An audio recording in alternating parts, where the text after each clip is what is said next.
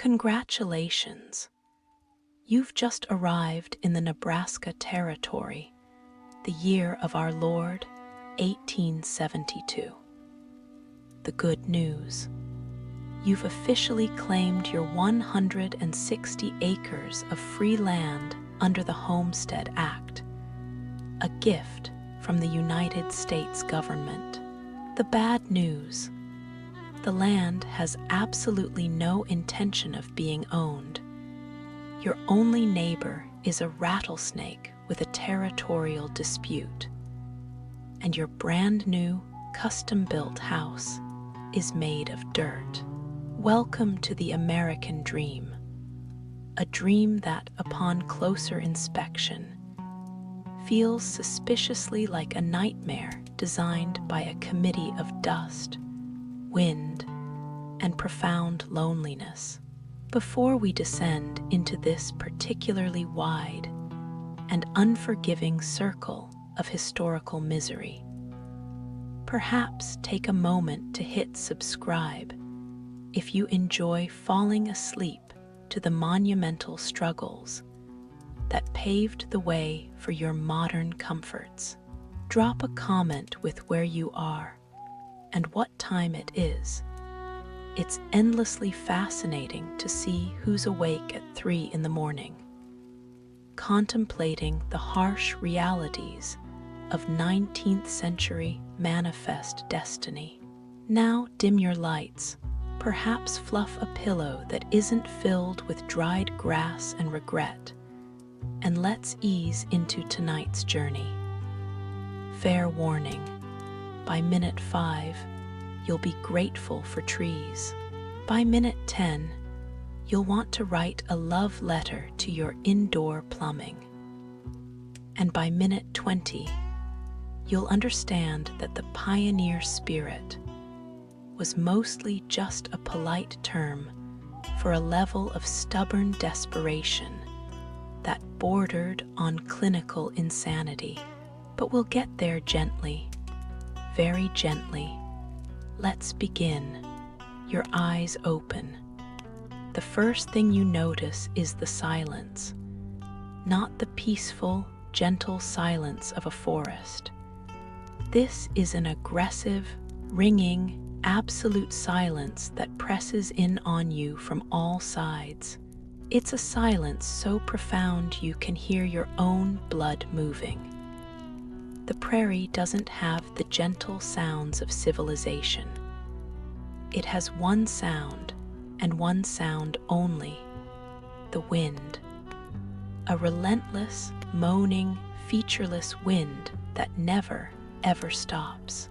It's the soundtrack to your new life, and it sounds like the universe is sighing with a deep, cosmic disappointment. It whispers through the grass. It pulls at the corners of your home, and it will, over the next 12 months, become a close personal enemy. You're lying on what your husband, with a level of optimism that can only be described as delusional, calls a bedstead. It is, in fact, a few rough-hewn planks of cottonwood, the only tree that dares to grow here, with a mattress stuffed with dry prairie grass. The grass has more personality than you'd expect. It rustles when you move.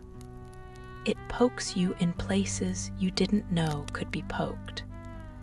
And it is home to a thriving, multi-generational community of insects who view your arrival as a mobile buffet. Your blanket is a heavy wool thing that still smells faintly of damp sheep, and the long, sad, 6-month journey west in a covered wagon. A journey that had all the comfort and charm of being mailed across the country in a wooden box with dysentery as your travel companion. You try to sit up. Your back, which is only 24 years old, makes a sound like someone snapping a bundle of dry twigs in a silent library. The journey in the wagon, which had the advanced suspension technology of a falling rock, has permanently rearranged your spine into a shape best described as a weary question mark. You look around your new home. It's called a soddy, a charmingly rustic name for a house made of bricks cut from the prairie itself. Yes, your walls are dirt and grass. Your roof is dirt and grass, supported by a few precious wooden beams. The floor is also dirt, packed down hard. This is ecologically friendly, biodegradable, and has a tendency to rain mud, grasshoppers, and the occasional confused snake directly onto your dinner table. You don't live in a house. You live inside a well-organized pile of the very landscape you're trying to conquer. But wait, the day hasn't even properly begun. First, you must make a fire. This presents a unique and aromatic challenge. You are in central Nebraska. There are no trees. The nearest one is 100 miles away and is probably very lonely. Your fuel source is something the pioneers, with their gift for poetic euphemism, called prairie coal. This is, of course, dried buffalo dung.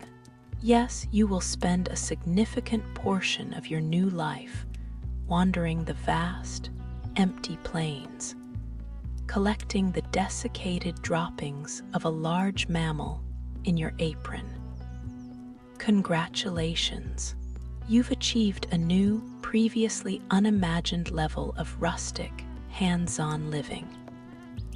The dung, or chips, as you'll learn to call them, burns surprisingly well, with a unique, pungent aroma that will cling to your clothes, your hair, your food, and your very soul for the rest of your short, smoke-filled life. It's time for breakfast.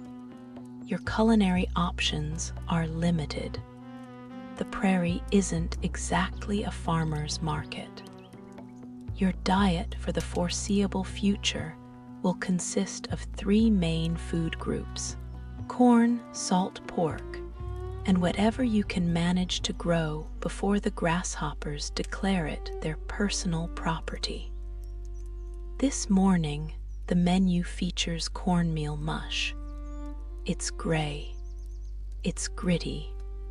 It has the flavor profile of existential dread. You eat it because it's calories, and calories are the currency that stands between you and becoming a permanent, decorative feature of the landscape. To drink, you have coffee, if you're lucky enough to have any left. Not good coffee. This is bitter, boiled-to-death coffee, probably made with the same grounds you've used for the past 3 days. It tastes like liquid disappointment. But it's hot, and on a cold prairie morning, hot is a luxury that feels like a gift from God Himself. Now let's address the delicate matter of the bathroom situation. The prairie is vast, open, and offers approximately 0 privacy. Your bathroom is a small outhouse, a flimsy wooden structure about 50 yards from the soddy that the wind is constantly trying to disassemble and relocate to Kansas. Inside is a hole in the ground. Toilet paper. That is a decadent fantasy from another world. You use a corncob. Or, if you're feeling particularly fancy, a page from last year's Sears, Roebuck & Co. catalog, which feels like a terrible waste of literature.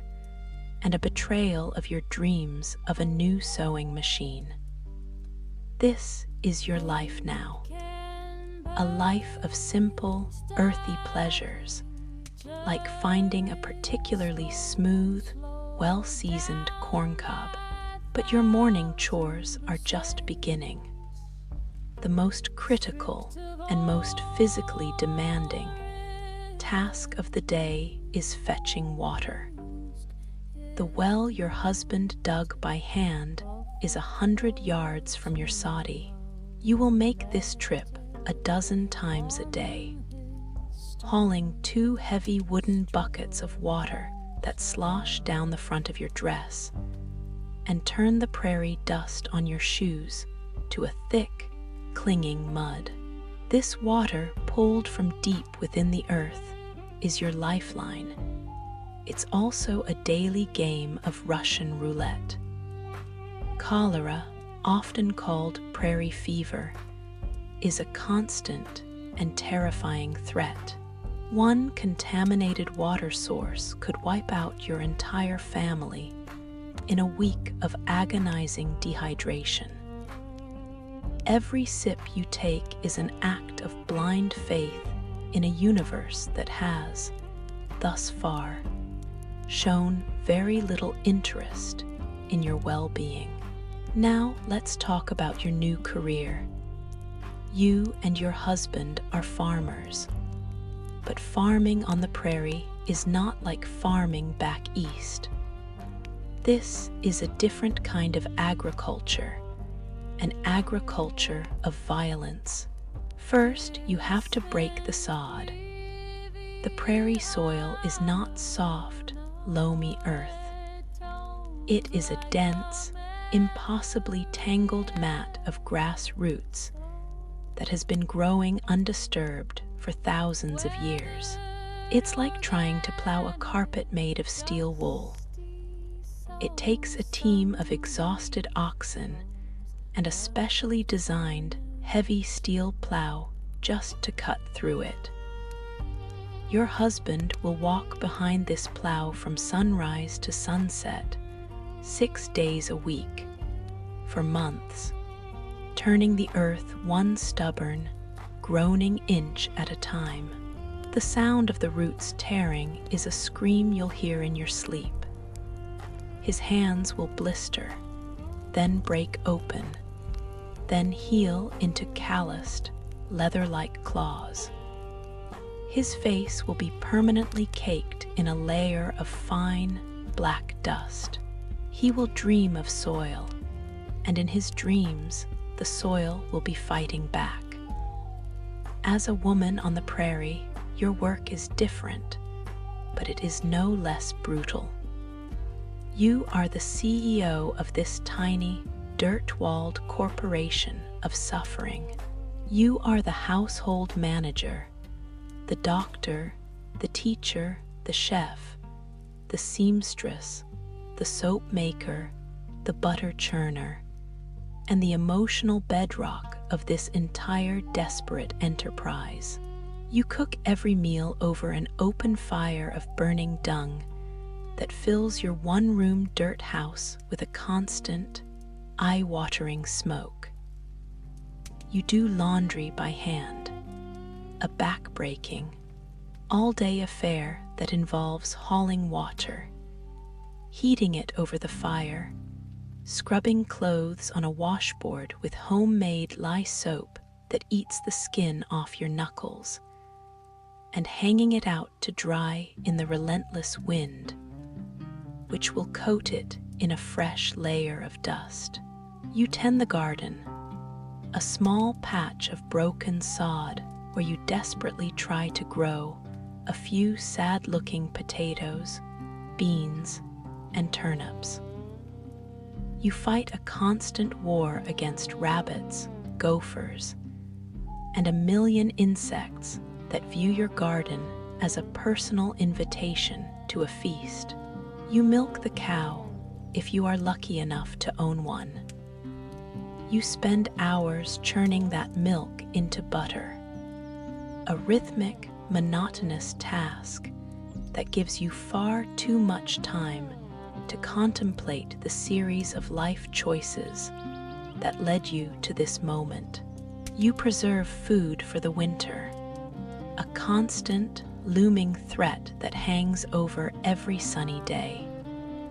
You salt the pork, you dry the corn, you pickle the vegetables, and you do all of this while pregnant, or nursing a newborn, or raising a flock of small, barefoot children who are all actively trying to find creative new ways to die on the prairie, by falling into the well, by antagonizing a rattlesnake, by wandering off into the infinite sea of grass.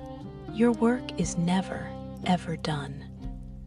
It is a circle of labor that begins before the sun rises and ends long after it sets, only to begin again the next day. Forever. Let's talk about your social life, or rather, the profound and crushing absence of one. Your nearest neighbor, a German family who speaks very little English, is 10 miles away. 10 miles of empty, featureless prairie. You might see them once a month if the weather is good, if no one is sick, and if you have a reason to make the journey. The isolation is not a feeling. It is a physical presence. It's a weight on your chest in the morning and a silent scream in your ears at night. You can go for weeks, sometimes months, without speaking to anyone but your own husband and children. The silence of the prairie isn't peaceful. It's a roaring void that consumes your thoughts, forcing you to confront every fear, every doubt, every regret you've ever had. For the women, this isolation was a unique form of torture. While your husband is out in the fields, engaged in a brutal but straightforward battle with the earth, you are left alone in the soddy, alone with the children, the chores, and the wind. The endless, howling, moaning wind. You stare out your one small window at the horizon, a perfect, unbroken line that stretches for an eternity in every direction. There is nothing to see. No trees, no hills, no roads, no sign of human existence. Just the sky and the grass. The sky and the grass, day after day.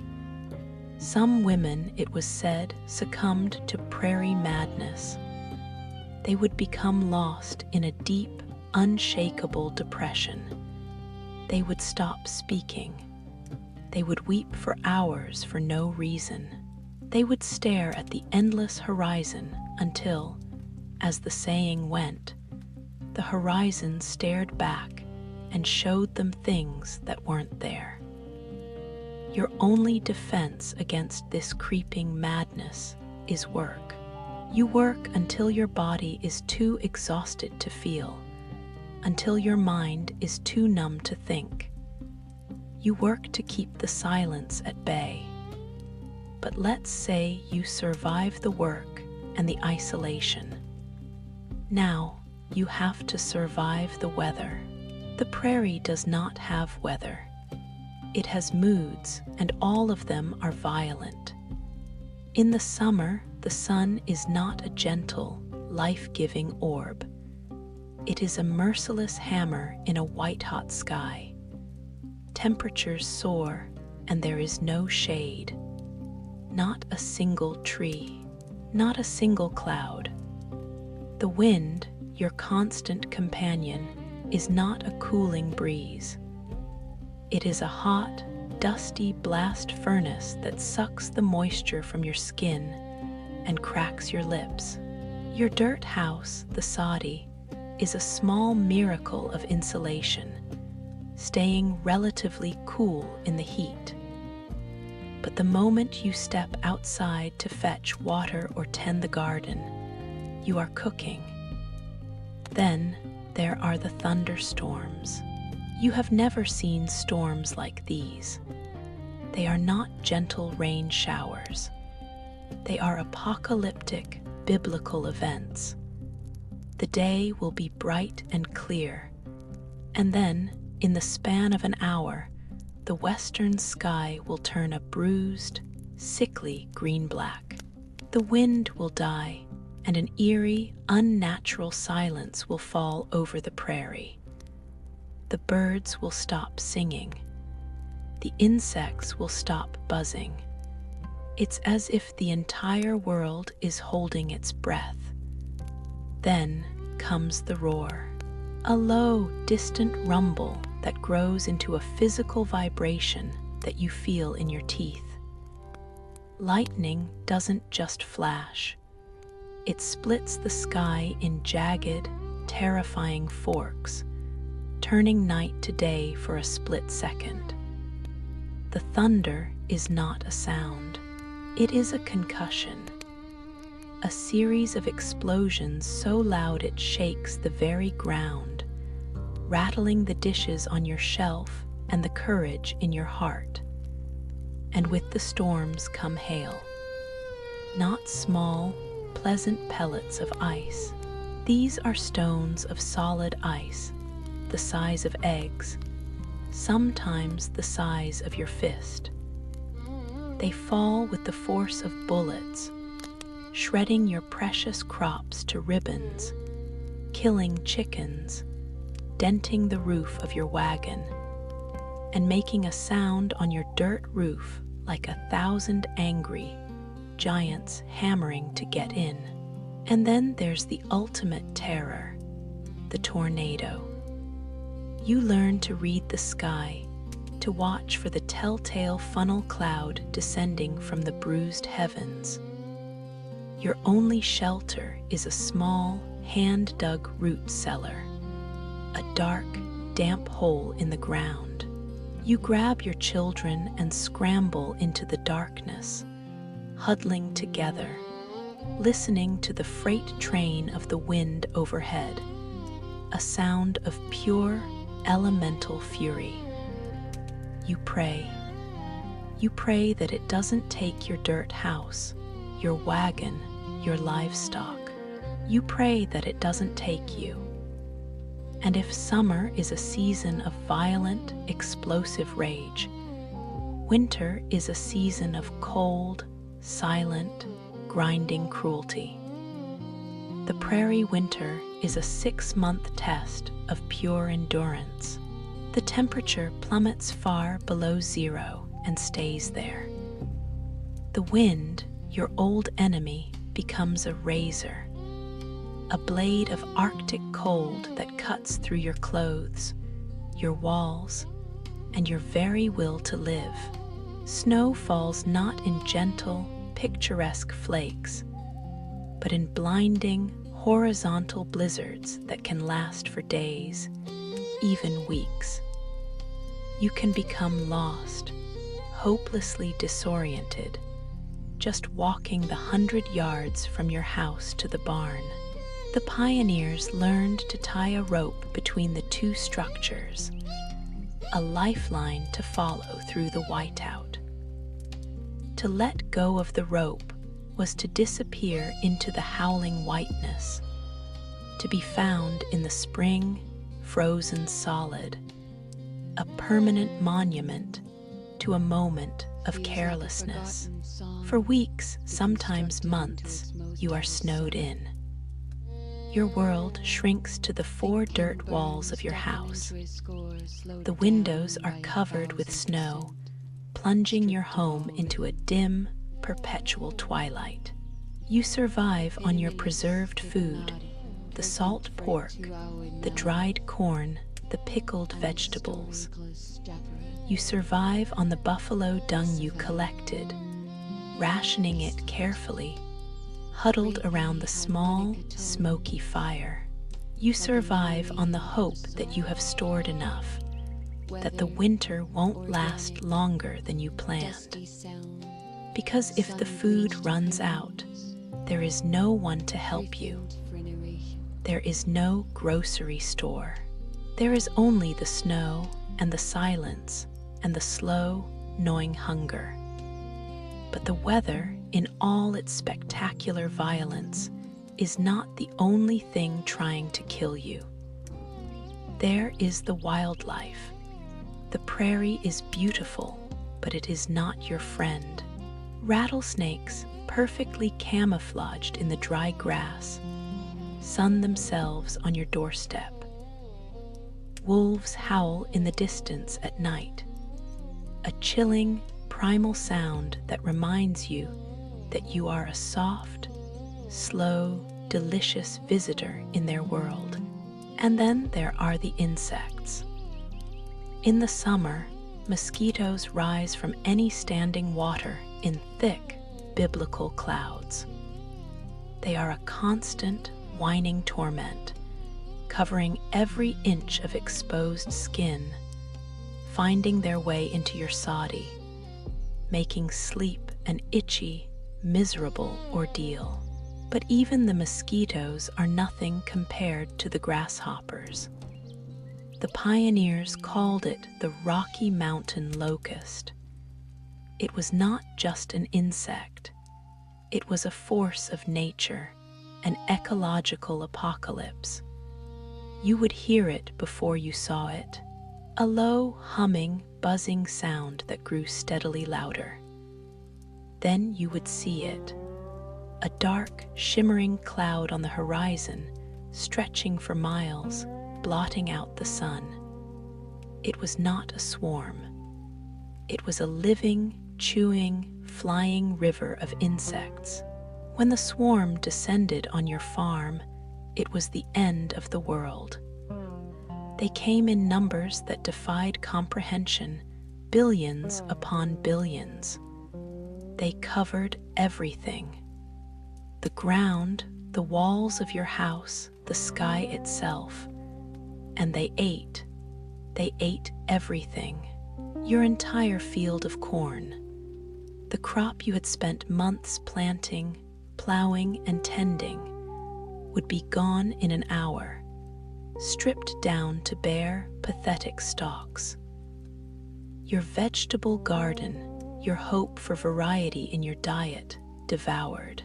The leaves off the few small trees you had managed to plant. But they didn't stop there. They ate the clothes off your laundry line. They ate the wool from the backs of your sheep. They ate the wooden handle of your plow, the leather of your harness, the canvas cover of your wagon. They would swarm into your house, a crawling, clicking carpet of horror, eating the curtains from your windows and the food from your table. There was nothing you could do. You could light fires, you could wave blankets, you could scream and curse and weep. It made no difference. You were simply in the path of a great, hungry engine of nature. After a day or two or three, as suddenly as they arrived, they would be gone. They would rise back into the sky and continue their journey, leaving behind a barren, devastated, silent landscape. They left behind the skeletal remains of your farm, the death of your year's labor, and the soul-crushing, absolute realization of your own powerlessness. Congratulations. You've just survived a biblical plague. Your reward, a long winter of near starvation and the profound, intimate knowledge that the universe does not care about you at all. Let's talk about medicine and health. On the prairie, you are your own doctor. Your hospital is your dirt-walled house. Your pharmacy is a handful of dried plants, a bottle of turpentine, and a healthy dose of fatalism. And your chief medical advisor is a worn-out book of home remedies passed down from your grandmother that contains advice ranging from the vaguely helpful to the actively homicidal. The nearest physician is a day's ride away, a journey you can't make if you're actually sick, and you probably can't afford him anyway. His treatments, incidentally, would likely involve bleeding you and prescribing mercury, so you might be better off on your own. In your old life, a small cut was an annoyance. On the prairie, a small cut is a potential declaration of war. A rusty nail, a slip of the axe, a deep scratch from a thorny bush, these are not minor injuries. They are invitations. Invitations for tetanus, for gangrene, for infections that your body has to fight completely on its own, without the aid of antibiotics, which won't be invented for another half-century. Your primary antiseptic is whiskey, if you have any, which feels like a terrible waste of good whiskey. Your primary bandage is a strip of cloth torn from an old dress, which is about as sterile as the dirt floor you just dropped it on. You pack the wound with cobwebs, a popular home remedy, and you hope. You spend the next few days watching for the telltale signs of infection. The red streaks running up your arm, the radiating heat, the fever that makes your teeth chatter in the summer sun. If they appear, your chances of survival drop dramatically. Then there are the diseases.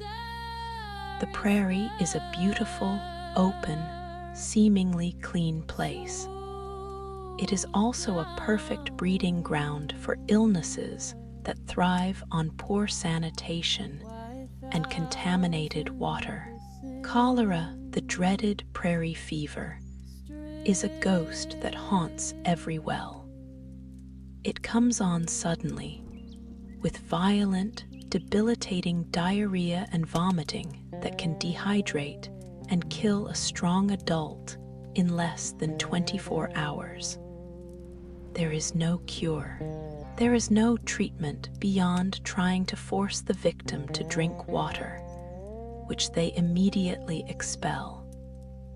You watch, helpless, as a family member withers away, their body shrinking, their skin turning blue-gray.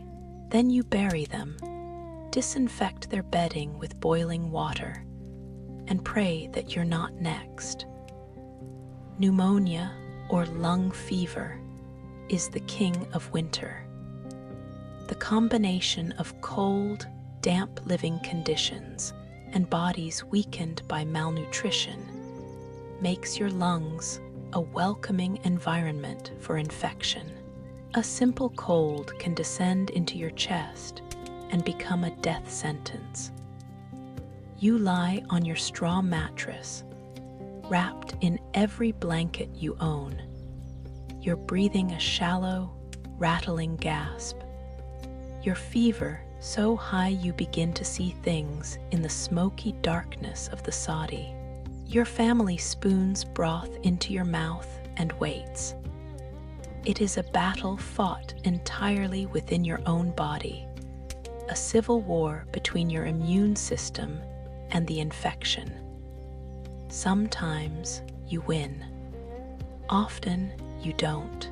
But the single most dangerous event in a pioneer woman's life, more dangerous than blizzards, more dangerous than rattlesnakes, is childbirth. It is the ultimate gamble. It happens in your one-room dirt house, on the same straw mattress where you sleep, eat, and live. Your doctor is your husband, or a female neighbor who has seen this before and brings with her a comforting presence and a complete lack of formal medical training. There is no epidural. There is no sterile equipment. There is no emergency C-section. There is only you, your body, and the raw, elemental process of bringing life into a world that is fundamentally hostile to it. The pain is a force of nature, a storm inside your own body. Your only relief is to bite down on a leather strap and grip the hand of your husband until your knuckles are white. Labor can last for days. Complications are common and almost always fatal. A baby in the wrong position, a hemorrhage, a post-birth infection, these are death sentences. You know the statistics. You've attended the funerals. 1 in every 30 women dies in childbirth. It is a terrifying, ever-present possibility. You go into labor not knowing if you will survive to see your own child. And if you do survive, the danger is not over. The baby must now survive. Infant mortality on the prairie is a staggering, heartbreaking reality. Nearly a quarter of all children die before their first birthday. They die from diarrhea, from whooping cough, from measles, from a simple fever. They die from the cold. They die from accidents. You have 6 children in the desperate, unspoken hope that 3 might survive to adulthood. This isn't pessimism. This is prairie mathematics. You learn to love your children with a fierce, protective terror. But you also learn a kind of guardedness, a subconscious preparation for a grief that feels almost inevitable. The small, hand-dug graveyard on the hill behind your soddy will grow with each passing year. Each small wooden cross a silent testament to a life that barely had a chance to begin. Through all this, you endure. You have to. There is no alternative. There is no giving up. There is no going back. The farm depends on you. Your family depends on you. So you get up every morning, you face the wind, you haul the water, you break the sod, you bury your dead, and you keep going. You find small joys where you can. The first green shoots of corn pushing up through the black earth in the spring. A tiny, defiant victory against the prairie. The taste of a wild strawberry found by the creek bed. A rare and explosive burst of sweetness in a diet of blandness. The sound of your surviving children laughing as they chase a butterfly. A sound so pure and beautiful it briefly drowns out the howling wind. You are not entirely alone. The community, scattered as it is your other lifeline. When a family is struck by illness, neighbors will ride for miles to help, to bring food, to tend to the livestock, to sit with the sick. When a blizzard snows a family in, the men will form search parties to dig them out. And when it's time to build a barn or a real wooden house to replace the soddy, the entire community will gather for a raising. These events are festivals, rare and cherished opportunities for people to gather, to work together, to share news, to feast, to dance, to feel, for a single day. like they are part of something larger than their own desperate, isolated struggle. The men heave the heavy beams into place, their shouts echoing in the vast emptiness. The women prepare a massive feast, a glorious, extravagant meal of roasted meat, pies, cakes, and fresh bread. A temporary, joyful rebellion against the daily diet of mush and salt pork. For one day, there is no isolation. There is only community. There is only the shared, barn-raising laughter that echoes across the prairie, a sound of defiance, a sound of hope. You create a life, piece by painful piece. You turn a patch of hostile, empty land into a place you call home. You plant a few precious flower seeds by your dirt doorway, a splash of color in a world of brown and green. In the long winter evenings, you read the Bible by the flickering light of a tallow candle. The ancient words a small comfort in the vast, intimidating darkness. You teach your children to read and write, using a piece of charcoal on a wooden slate. You tell them stories, not just of the old country you left behind, but of this new one, of the endless sky and the wild, terrible beauty of it all. You are not just surviving. You are building. You are planting the seeds of a future you will likely never see. A future where your grandchildren might have a wooden floor, a glass window, a life where the wind is just a sound, not an enemy. Let's talk about your neighbors, not the ones 10 miles away, the original ones. The ones who were here long before the Homestead Act declared this land empty. You call them Indians. The Sioux, the Pawnee, the Cheyenne. To you, they are a source of profound, background-level terror.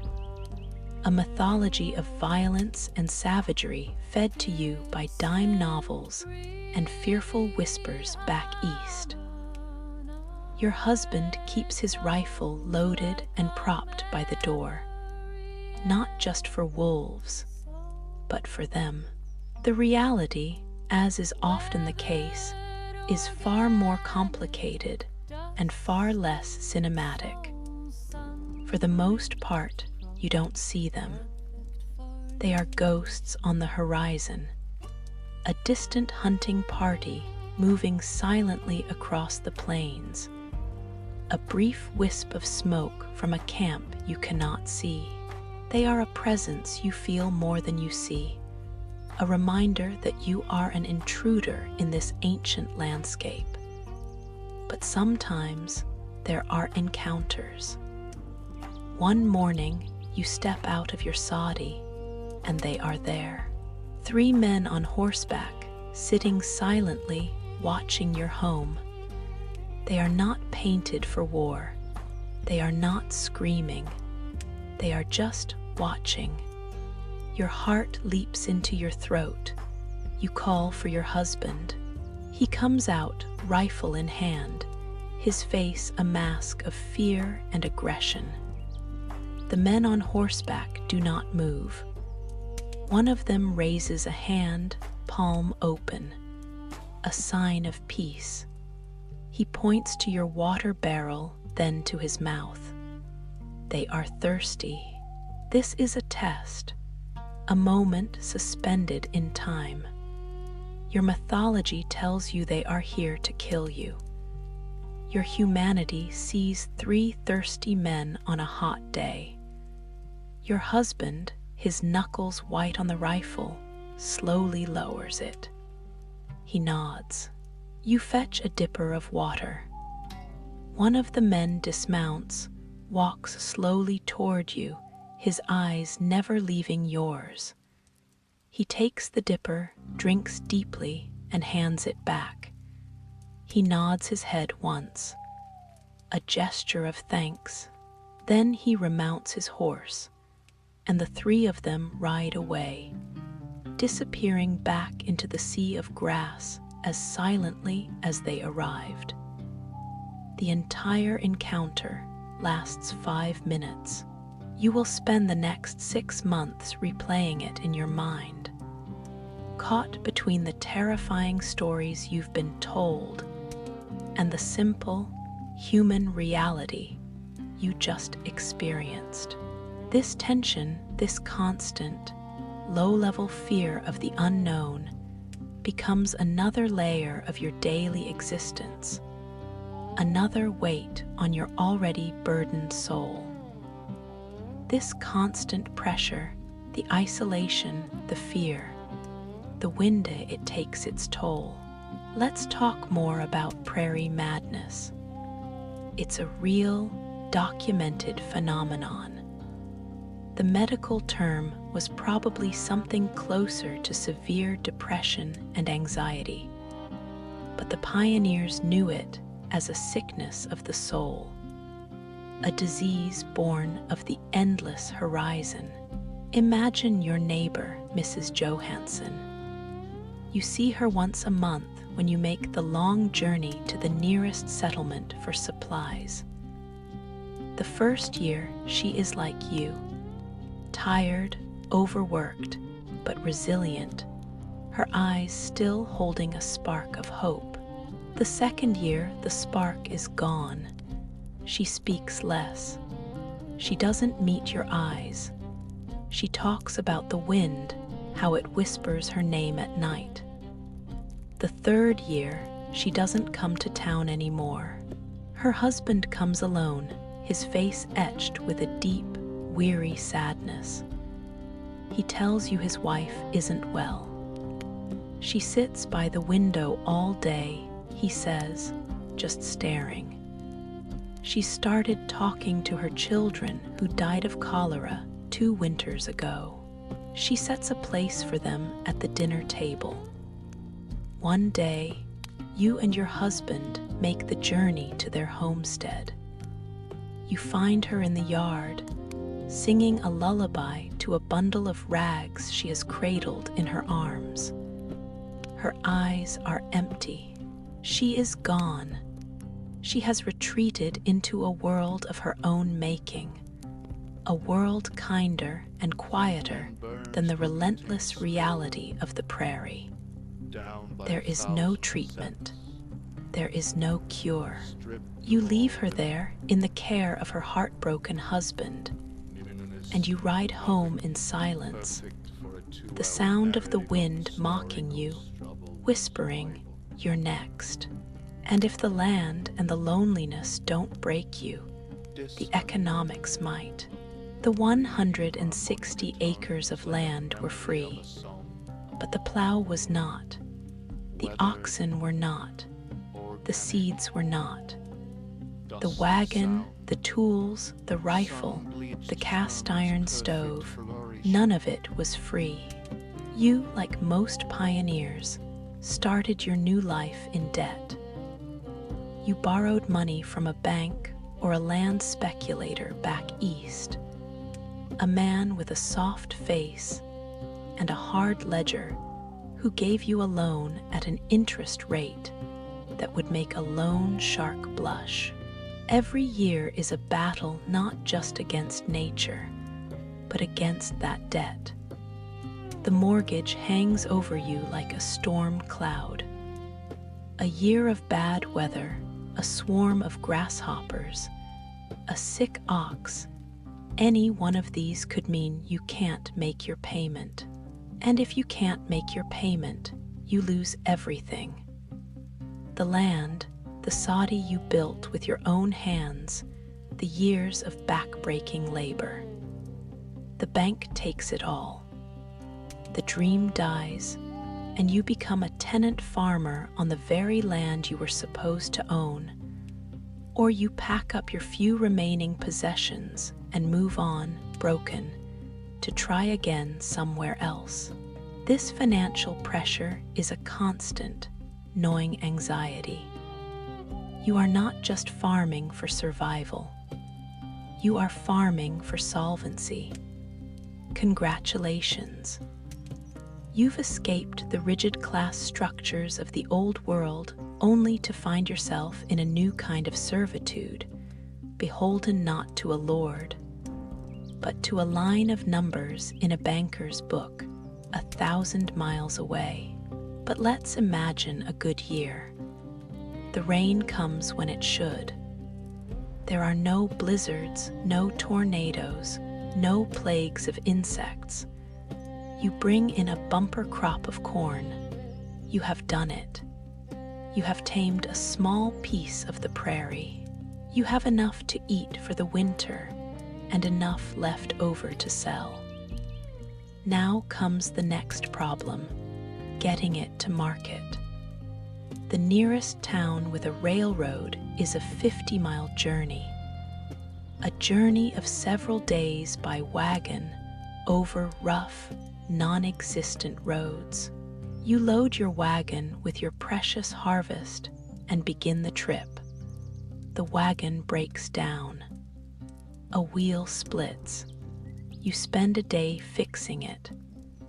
A thunderstorm turns the prairie into a sea of mud, and your wagon sinks up to its axles. You spend another day digging it out. You finally arrive in town, exhausted and filthy, only to discover the price of corn has dropped. The railroad, the great iron artery of progress, has brought in so much corn from other farmers that there's a glut. The price you get for your crop is barely enough to cover your expenses for the trip, let alone make a dent in your mortgage. You sell it anyway, because you have no choice. You buy your supplies for the winter, salt, sugar, coffee, cloth, at prices that have been inflated by the same railroad that tanked the price of your corn. You make the long journey home with a heavy heart and a light wallet, realizing that you are trapped in an economic system you have no control over. But let's talk about the children. What is life like for them in this vast, dangerous garden? Childhood, as you know it, does not exist on the prairie. There is no protected phase of innocence and play. Children are simply small, inefficient adults. From the moment they can walk, they have chores. A 5-year-old is expected to help in the garden, feed the chickens, and collect buffalo chips. A 7-year-old is responsible for hauling water from the well. By age 10, a boy is working alongside his father in the fields, learning to handle the plow and the oxen. A girl is working alongside her mother, learning to cook, to sew, to manage a household, to deliver a baby. Play is a form of work. Boys practice with small bows, learning to hunt rabbits and prairie dogs. Girls make dolls from corn husks, practicing the sewing skills they will need to clothe their own families. There are no toys, no playgrounds, no organized sports. Their entertainment is whatever they can create from the world around them. Chasing butterflies, skipping stones in the creek, telling ghost stories in the dark of the soddy. School is a luxury. If a community is large enough, they might build a one-room schoolhouse. A single teacher, often a young woman from back east who is barely older than her eldest students, is responsible for teaching 30 children of all ages, from 6 to 16. She is paid by the community, often boarding with a different family each week. Her job is not just to teach reading, writing, and arithmetic. It is to be the moral center of the community, a beacon of civilization in the wilderness. It is a lonely, difficult, and thankless job. Your children might attend school for a few months in the winter, when there is less farm work to be done. They walk for miles across the frozen prairie to get there. They huddle around a pot-bellied stove, sharing books and slates. Their brief, precious education, a small act of defiance against a world that demands only that they labor. But the prairie is also a place of immense freedom for a child and immense danger. There are no fences, no locked doors, no stranger danger warnings. There is only the vast, open land. Children explore, they wander, and sometimes they get lost. A child chasing a rabbit can become disoriented in the tall grass in minutes. The landscape is so uniform that every direction looks the same. A sudden blizzard can separate a child from their home, just a few hundred yards away. The stories are whispered from one homestead to another, cautionary tales of children who wandered off and were never seen again, swallowed by the immense, indifferent prairie. You watch your children with a mixture of love and constant, low-grade terror. You give them freedom because you have to, but you know that every moment they are out of your sight is a gamble. Let's imagine you've survived. You've survived the journey, the first brutal winter, the back-breaking labor of breaking the sod, the plagues of insects, the violent weather, and the crushing loneliness. It is now your 5th year on the prairie. Your original dirt-walled soddy has been replaced by a small, proper wooden house, built with lumber you hauled by wagon from the nearest railroad town. A symbol of your permanence, your victory. You have a windmill now, a beautiful spinning piece of technology that pumps water directly to your house, freeing you from the daily, back-breaking trips to the well. You have a barn. You have more cattle. Your fields are producing regular, reliable crops of wheat and corn. You have 2 more children, both of whom have miraculously survived infancy. You have neighbors you see regularly. A church has been built, a schoolhouse. A community is forming. You have done it. You have tamed a small piece of the American wilderness. You have succeeded. And then, in the summer of 1874, the sky turns dark. Not with a storm, but with the familiar, horrifying hum. The grasshoppers are back. But this is not a normal swarm. This is a biblical event, a cataclysm. Historians will later call it the Great Grasshopper Invasion of 1874. The swarm is estimated to be 110 miles wide and 1,800 miles long. It is the largest single concentration of animal life ever recorded on the planet. It is a living, breathing, chewing entity the size of the state of California. When it descends upon your farm, it is the end of everything you have built. The sound is a deafening, maddening roar. The sky is black. the sun is gone. They cover every surface, inches deep, a crawling, clicking, horrifying carpet of insect life. They eat your crops, not just the leaves, but the stalks, the roots, everything, until your fields are nothing but bare, black earth. They eat the grass in your pasture until it is gone. They eat the leaves from your small, precious trees. They eat the paint off your new wooden house.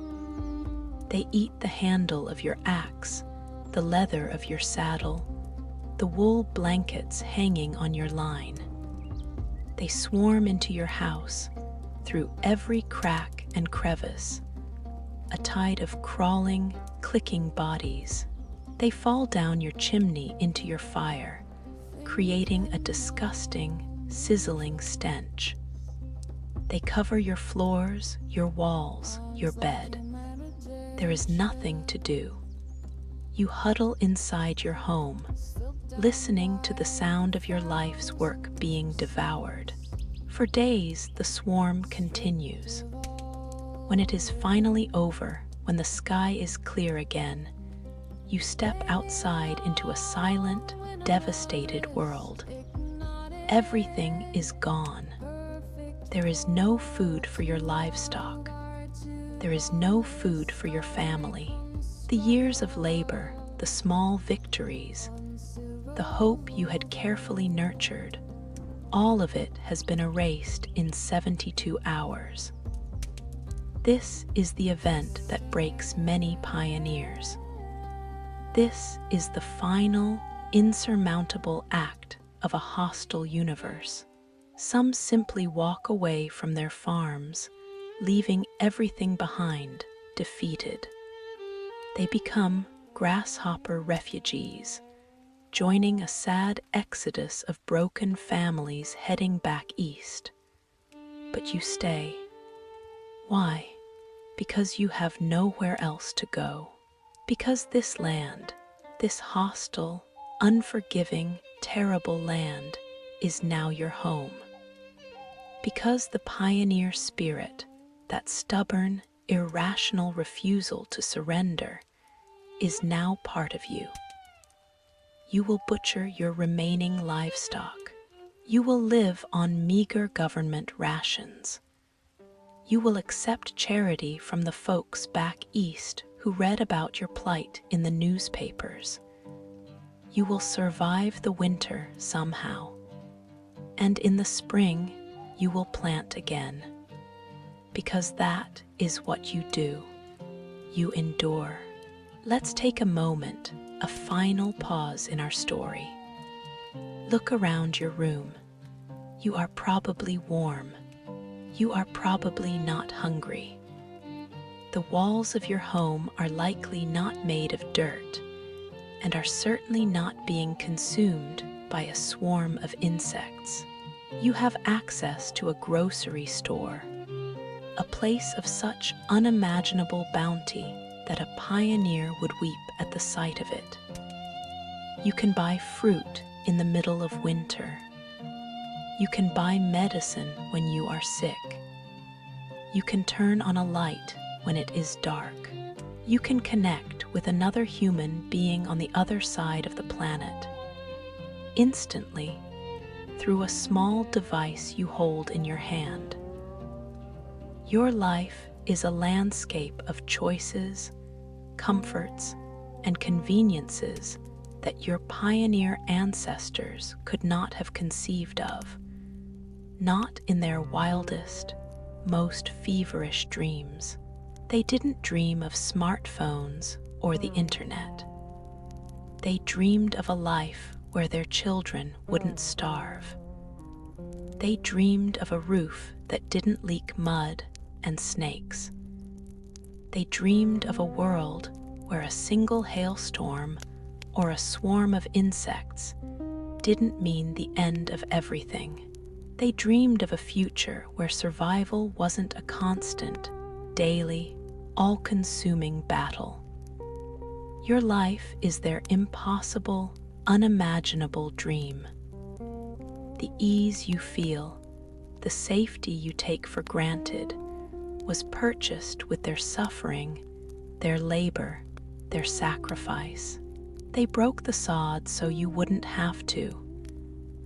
They endured the crushing isolation so you could live in a connected, global community. They faced the blizzards, the tornadoes, the fires, and the plagues of grasshoppers, and they did not break. They stayed. They built. They turned a vast, intimidating emptiness into the breadbasket of a nation. So, as you drift off to sleep tonight, in your comfortable, climate-controlled bed, with your full stomach and your healthy family, spare a thought for those pioneers, for the millions of ordinary, incredibly tough, stubborn people who wagered everything they had on a patch of empty land. They were not the flawless, heroic figures from a Hollywood Western.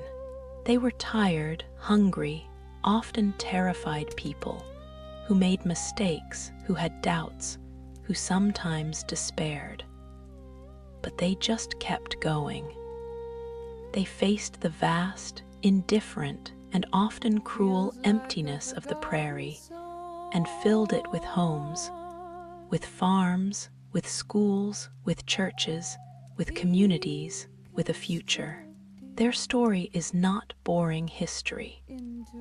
It is a testament to the stubborn, irrational, and breathtakingly beautiful resilience of the human spirit. The fire is dying down now. The story is ending. Your eyes are heavy. The endless prairie horizon, once a symbol of terror and isolation, is fading into the peaceful landscape of your dreams. Everyone in this story has been dust for over a century, but the country they built, the future they suffered for, is all around you, in every slice of bread you eat, in every drop of clean water you drink. And with that thought, you can drift off to sleep, grateful for your soft bed, grateful for your solid, insect-free walls, grateful for the simple, profound luxury of a life where the wind is just a sound, not a constant, soul-eroding threat to your very existence. Good night. Sleep peacefully. You've earned it.